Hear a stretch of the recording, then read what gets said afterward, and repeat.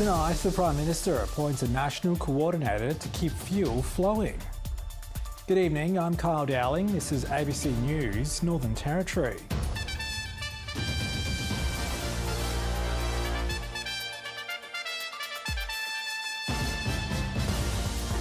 Also tonight, Tropical Cyclone Narelle barrels towards Queensland, with the Territory bracing for impact this weekend. Israel strikes the world's largest natural gas field, sparking concern about global energy security. Darwin suburbs, like many around the country, left without reliable broadband internet. And the Matildas go into the final as underdogs against Japan, but convinced they can pull it off.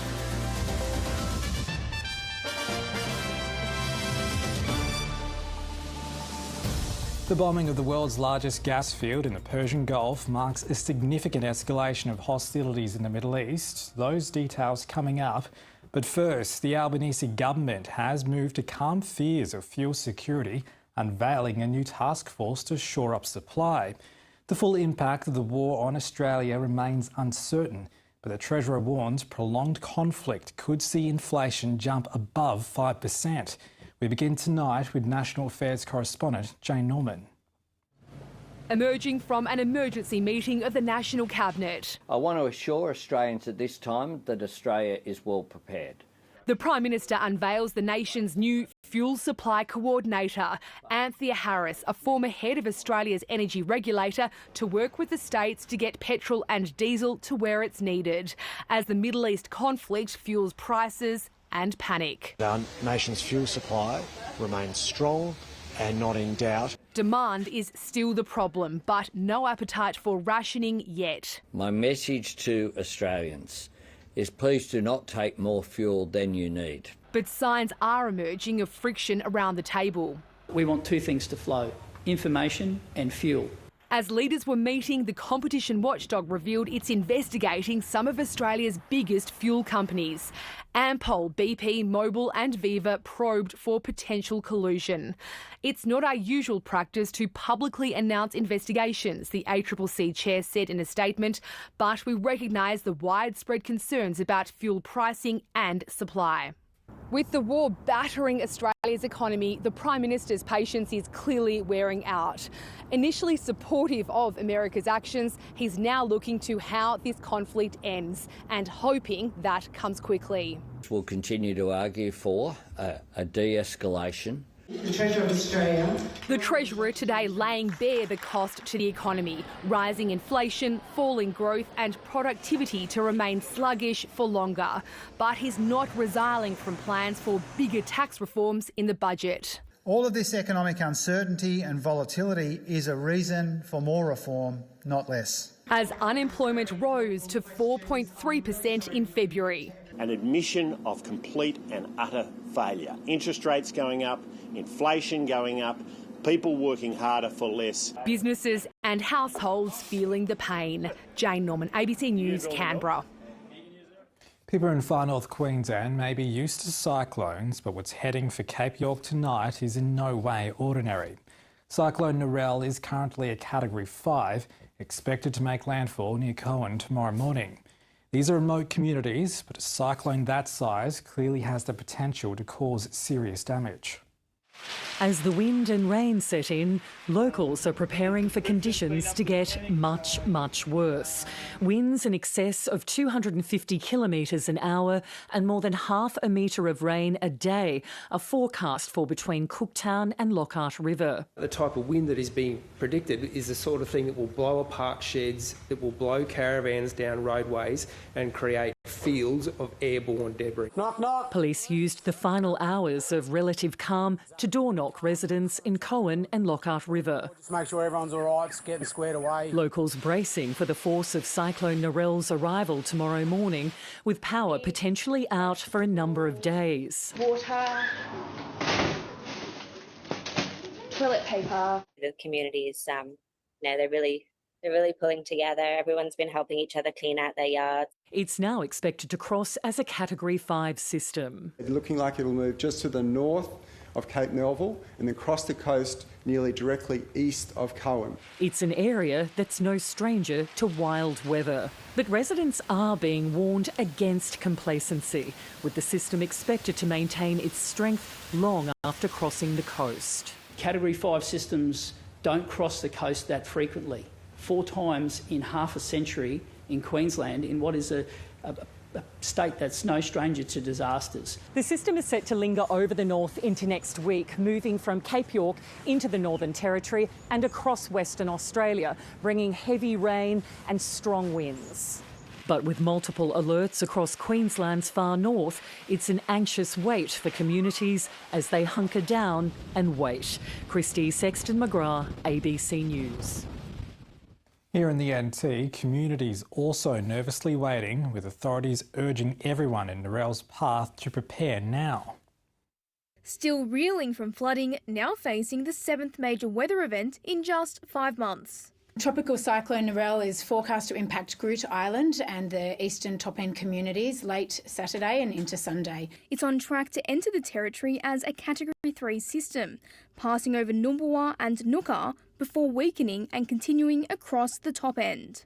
It's likely to impact Katherine and those already flooded communities, even including Darwin. We will have rain and wind in our area, but it is moving quickly. Tonight, a cyclone watch is in place for Nhulunbuy to Port MacArthur, including Borroloola, Numbulwar, Aliangoola, Nooka, Gapawiak and Bullman.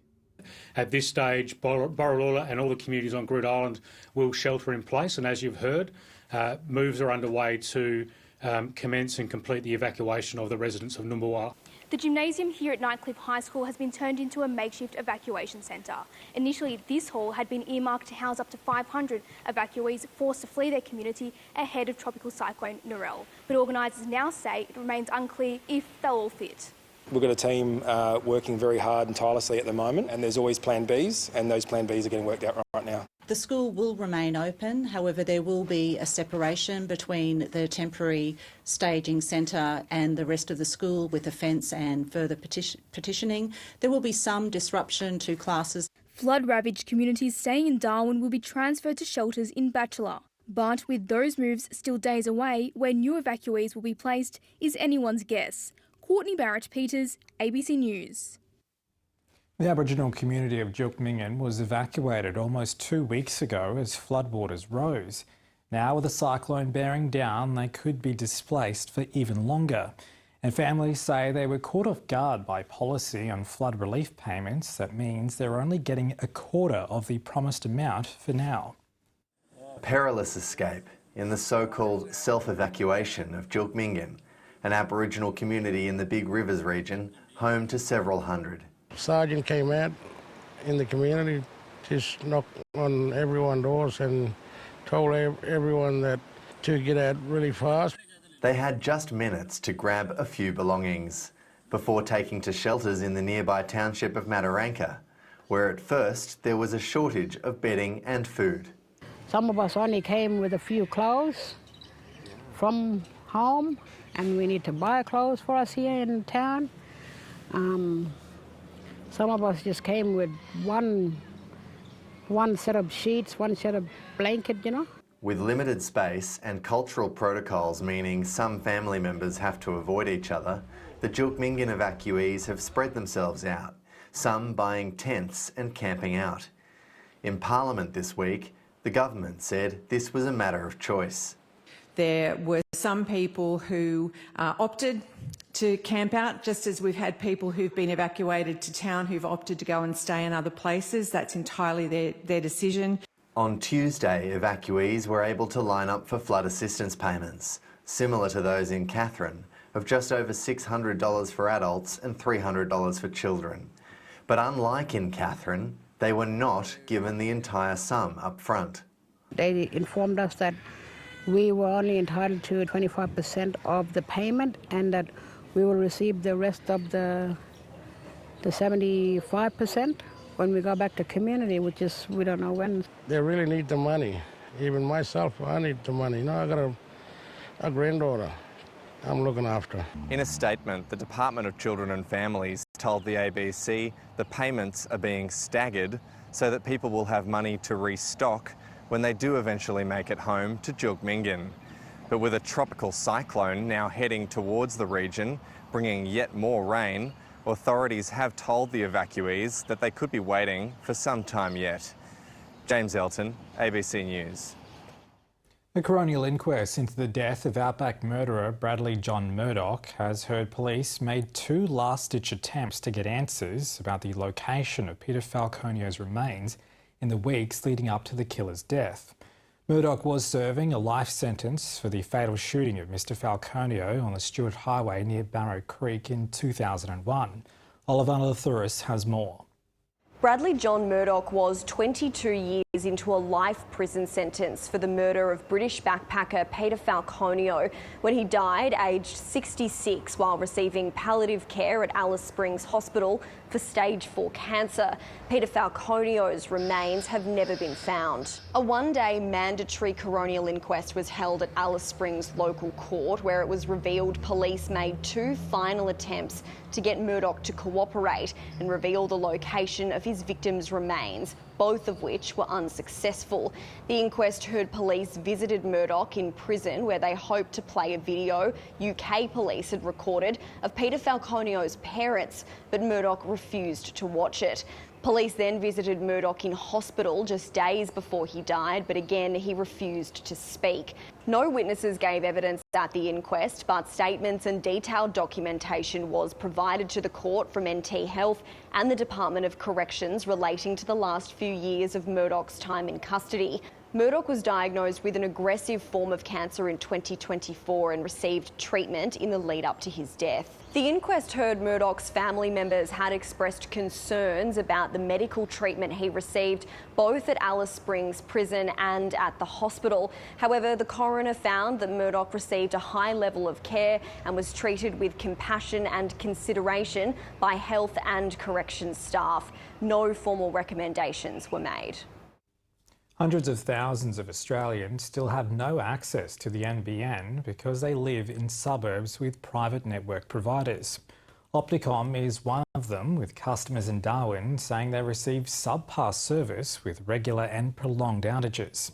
Consumer advocate groups say the issue is creating a digital divide. From streaming your favourite shows to working from home, most people use the internet every day. But for many customers of private fibre optic provider Opticom, going without is the norm. So usually we get the outages every month and anywhere between 1 day to 2 weeks. Jason lives in Darwin's north, but his community is only one of many impacted across Australia. The feedback we get is that for the fibre services provided by Opticom, the service is at best patchy. Now, the communications consumer Peak Body has called on the ACCC to regulate private networks as it does with the NBN. In a statement, the ACCC said it was consulting on setting up new record-keeping rules that would require private networks to provide data on their service quality performance compared to the NBN. And the Telecommunications Ombudsman says customers may be entitled to compensation from their internet provider for outages. But customers like Jason are sceptical. They've just been giving me essentially the cold shoulder. Anytime I'm trying to get answers, they just say it's not our problem, it's Opticom's. Well, this is the problem with not having robust regulation in place, because what you see is a lot of buck passing and a lot of finger pointing in different directions and nobody taking responsibility. In a statement, Opticom told the ABC it was working to improve its network across Australia, including here in Darwin, where it's taking steps to introduce backup infrastructure within the next 3 months. Experts say real change to service quality will rely on improvements being made to the Telecommunications Act. But the Minister for Communications office wouldn't comment on whether changes were being considered, only saying it expects parity between private wholesalers and the NBN. Now looking to buy his own home, Jason says he'll search in suburbs with the NBN, not Opticom. The internet's a part of our life. It's where we're going in the future, and to come back having no internet at home feels like a third world country. Those who can't move are left hoping better service is on the way. Grace Utter, ABC News. The Northern Territory Corrections Commissioner has filed an 11th hour application to block a strike by Alice Springs prison guards tomorrow. The strike by Alice Springs corrections staff is currently set to take place from 8 a.m. tomorrow amid ongoing enterprise bargaining agreements. Commissioner Matthew Varley says the industrial action is particularly badly timed, with staff currently assisting with flood recovery efforts. The matter is before the Fair Work Commission this evening. The percentage of Indigenous babies born at a healthy birth weight hasn't improved in 9 years, according to the latest update on closing the gap targets. Experts say evidence shows bespoke services led by community are the key to success. 6-month-old Makaide is growing quickly. Bro, you've put on weight since last Wednesday. He was born over 2.5 kilos, the benchmark for a healthy life. You're thriving. Makaide is being checked at Waminda, an Aboriginal health organisation that places an emphasis on birthing on country. His mum works there too. It's embedded in our culture, birthing our babies on country, naturally, and just like a place of belonging for us. But not all babies come into the world like Makaide. The gap in birth weight between Indigenous and non-Indigenous babies has not improved since 2017. It's like starting a race and you're behind the start line. So babies are small, they're sick, they're susceptible to illness. The government recently awarded $44 million for birthing on country programs, including Waminda. We need to reconfigure the system that it's connected, that it's mum and bub centred, but also it's resourced appropriately. Birth weight and life expectancy are 2 of the 19 closing the gap targets that are not on track to be met. Data shows only 4 are on target, while 4 continue to go backwards, with suicide and adult imprisonment rates worsening. We're asking governments to think about the urgency of these and certainly thinking about different solutions working with community. The government says the data reinforces the need to work together, while the opposition says it should be a wake-up call. The ultimate goal, a generation healthy and thriving. Tani Jash, ABC News. Now to the Middle East, where Israel's bombing of the largest natural gas field in the world has prompted a warning from Gulf states that global energy security is at risk. The field sits underneath the Persian Gulf, where hundreds of ships are stranded as Iran blocks the Strait of Hormuz. Holding up to 51 trillion cubic metres, the gas reserve is shared by Iran and Qatar. Israel's attacks have prompted retaliation from Iran, placing vital energy facilities right at the centre of the conflict. A fire rips through Iran's massive South Pass gas field. Israeli forces targeting Tehran's sector of the world's largest gas reserve. A major escalation set to have a devastating impact on Iran's energy supplies. So this is really hitting the ability for Iran to keep the lights on. Just hours later, Iran exacted its revenge. Unverified vision showing the impact of a ballistic missile assault on the Ras Laffan industrial city in Qatar, as Tehran delivers on its promise to attack energy facilities throughout the Gulf. Fuel, energy and gas infrastructures that are the source of the invasion will be reduced to ashes. The Qatari government has labelled the strike a flagrant breach of international law, requesting Iranian embassy staff leave the country within 24 hours. Qatar is not a participant in this conflict, but Iran has chosen to attack unprovoked 12 countries. Donald Trump has also responded, threatening to blow up the entirety of the South Pass gas field if there are further strikes against Qatar. Inside Tehran, thousands of mourners gathered to honour slain Iranian official Ali Larijani and his son Morteza, killed in an Israeli missile attack. Their supporters are vowing to continue the fight. War until victory. War until we avenge the blood of our loved ones. Another top Iranian official, Ismail Khatib, has also been killed. Israel's policy is clear. No one in Iran has immunity and everyone is in the crosshairs. US and Israeli flags are being burned in the squares of Tehran as the White House attempts to diminish fears of a protracted war. The President of the United States is not interested in getting us, in the kind of long-term quagmires that we've seen in years past. Israel is also continuing its heavy bombardment of southern Lebanon. Blasts and debris are causing major destruction in Beirut as well. Hours after an Israeli strike levelled this building, which was more than a dozen stories, you can still see fires are burning in the rubble over there. All the while, the constant buzz of Israeli drones circling above. We won't pay or surrender or give up our land. I'd rather die. Living alongside danger, the new normal in this city. Matthew Doran, ABC News, Beirut. The escalation in the Middle East and soaring oil prices sent the share market tumbling today, wiping $50 billion off the value of stocks. It has experts weighing in on the risks to Australians' $4 trillion superannuation pool. Colin Park has watched thousands of dollars evaporate from his super balance since the war began. Unnerving, I think, is the first thing. Probably a stiff scotch, followed by a dose of reality. Markets have been rattled by an energy shock, an inflation outbreak, higher interest rates and weaker economic growth. The latest attacks pushing the oil price past $110 a barrel, while the ASX 200 has now lost roughly 7% since the war began, or around $250 billion from its February record high. The key message for markets from the events in the Middle East is that the war is far from over. Anyone with superannuation is exposed.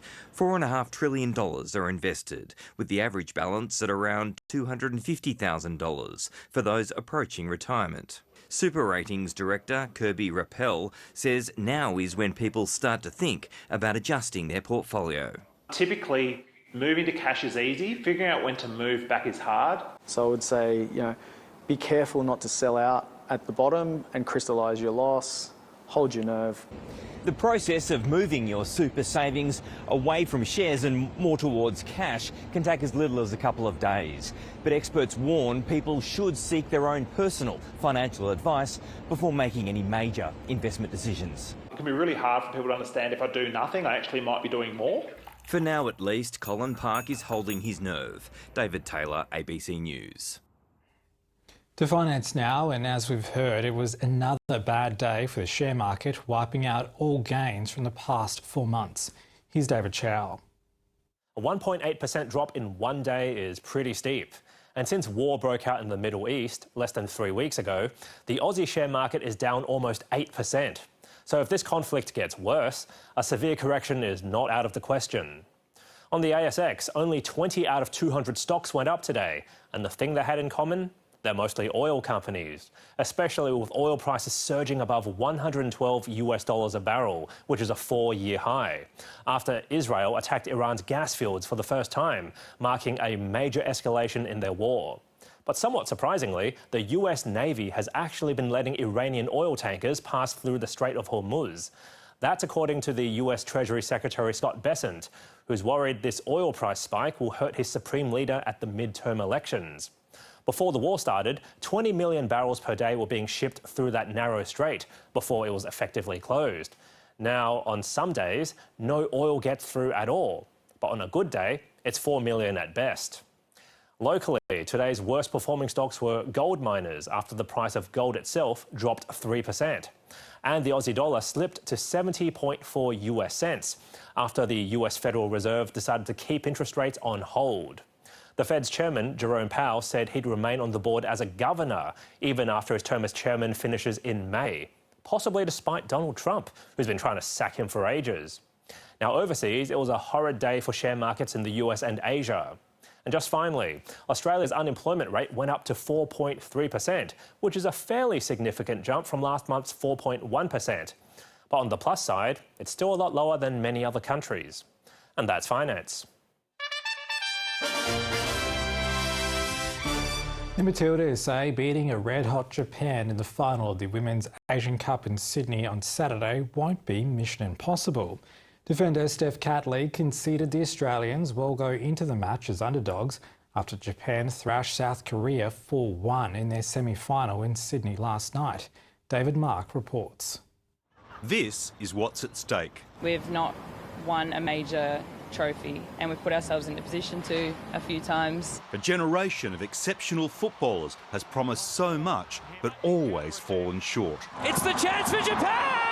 Including a 1-0 loss to Japan in the 2018 Asian Cup final. This team in particular, this time around this Asian Cup, this squad is really, really special. Once again, they'll have to beat a formidable Japan team that scored 28 goals in this tournament and last night demolished South Korea. With pressure, individual brilliance And the shot on the tie goal! and elite teamwork. And the switch of flanks from Matsukubo. And Ravina Chiba! Defender Steph Catley knows the Matildas will be the underdogs. The way that they play football is beautiful to watch. They're very technical and, just a great team, but it's definitely not mission impossible. Japan's coach, Niels Nielsen, with tongue firmly planted in cheek, is keen to divert attention from his superstar team. When they play in front of a crowd like this, of course, Australia are big favourites, massive favourites for the final. It's football and anything can happen, and we're a great footballing side, and we back ourselves, and we're absolutely ready, and I'm sure it'll be a great game. A nation that's experienced the highs and the lows of supporting the Matildas will be hoping that this time they can finally pull off a win. It may be the last opportunity for the most talented generation of women to play for Australia. David Mark, ABC News, Sydney. Socceroos boss Tony Popovic has criticised youngster Adrian Segacic over his decision to quit Australia and play for Croatia. Popovic has named a 26-man squad for home friendlies this month against Cameroon and Curacao, just days after Segacic confirmed his decision. The 21-year-old, who plays for Portsmouth in England, was called up to a recent Socceroos squad but didn't play. 3 lion cubs have made their public debut at Canberra's National Zoo and Aquarium. The boisterous males all have potato-related Swahili names due to their appearance at birth. Senza, or wild potato, Kianzi, which means potato, and Manavu, or deadly nightshade, were born in November to lioness Nairobi, who was still rearing her 6-month-old cub Naira. In a first for an Australian zoo, Naira was bottle-fed. Keepers believe their innovative approach to the pride, including keeping all 4 cubs together, is a world first. It's also a roaring success. Usually any prior siblings would be at that very close to adult stage before they get introduced to brand new cubs. So it did take a little while for mum to feel comfortable that, yep, Naira was going to be well behaved with the boys.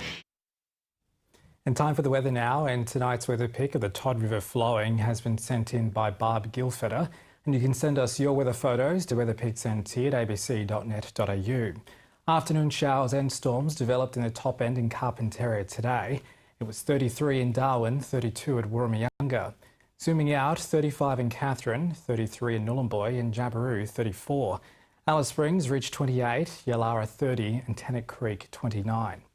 On the satellite, tropical cyclone Narelle is spinning in the Coral Sea and moving towards the Queensland coast, and storms formed over the tropics and east coast of Australia. Tropical cyclone Narelle lies off Queensland's Cape York Peninsula and is expected to make landfall tomorrow morning, and there's a large area of low pressure over the north of the country. Interstate tomorrow, 23, the top in Hobart, cloudy conditions in Melbourne.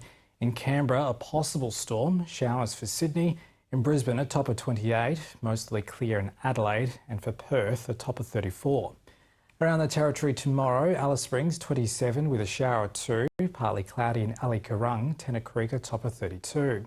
Further north, Katherine 33 with showers and a chance of a storm for Mataranka, and a top of 32 in Galawinku. And looking west for Bachelor, showers and a storm, and increasing showers for Darwin tomorrow with a top of 31 degrees. Flood watches continue across the NT. An initial watch has been issued for parts of the top end, with flooding possible across parts of the region from late Saturday due to severe tropical cyclone Narelle. Conditions in the south of the NT are expected to ease, with further flooding not currently expected.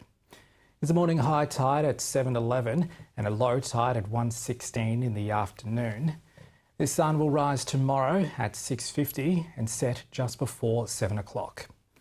And wet weather continuing for Darwin, we could see some bigger falls over the weekend and a chance of showers in Alice Springs for the next couple of days. Next week looking clearer with some higher temperatures. And stay with us now, Sarah Ferguson is up next with 7:30. Good night.